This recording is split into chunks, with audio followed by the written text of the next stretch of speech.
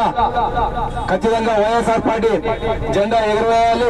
ఇదే ఆనందంతో ఇదే సంతోషంతో ఖచ్చితంగా కోడుమూరు నియోజకవర్గం అంటే జగనన్న అడ్డా అని మళ్ళొకసారి ఖచ్చితంగా 2024లో జెండా ఎగురవేయాలి.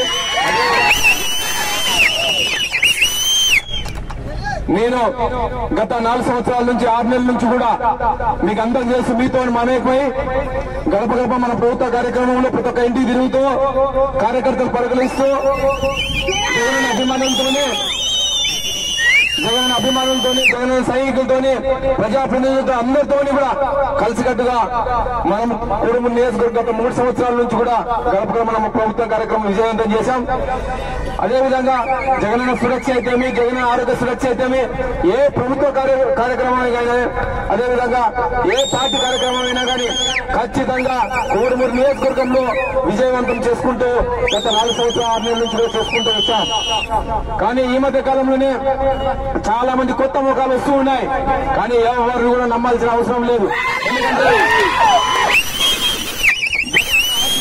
నమ్మిగా ఉన్నాయి వైఎస్ఆర్సీపీ నాయకులు, జగన్ అభిమానులు, కోడుమూరు నియోజక ప్రజలందరూ కూడా నాకు ఆశీస్సులు ఉన్నాయి.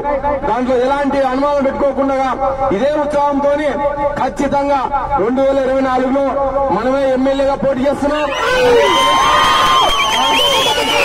అనుమానం పెట్టుకోవాల్సిన అవసరం లేదు. కాబట్టి ఇదే సంతోషంతో ఇదే ఆనందంతో ఖచ్చితంగా ఇలాగనే పనిచేసుకుంటూ ముందుకెళ్తాం.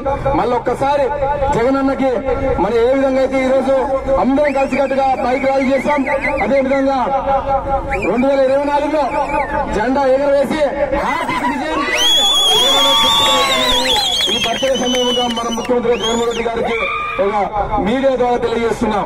మరిన్ని వీడియోస్ కోసం ఛానల్ ని సబ్స్క్రైబ్ చేయండి. లేటెస్ట్ అప్డేట్స్ కోసం వాట్సాప్ ఛానల్ ని ఫాలో చేయండి. అండ్ లింక్ డిస్క్రిప్షన్ లో ఉంది.